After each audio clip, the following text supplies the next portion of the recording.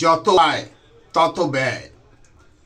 আপনি আয় করছেন, কিন্তু আয়টি আপনি কখনো ধরে রাখতে পারছেন না।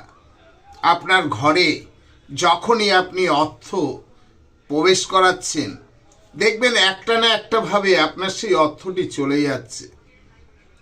আপনি কোনো কিছু ভেবে বসে আছেন যে এটা করবেন, কিন্তু পারছেন না করতে। তখন নিজেকে খুব দুর্বল মনে হয় এবং নিজের ভিতরে একটা কষ্ট পুষে রেখে দেন। এই ছোট্ট উপায়টি করুন।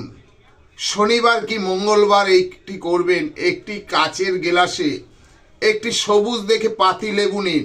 সেই পাতি লেবুটি আপনি ওই জলের মধ্যে দিয়ে আপনার ঠাকুরের স্থানে রেখে দিন শনি মঙ্গলবার। তারপরে দেখুন আপনার ঘরে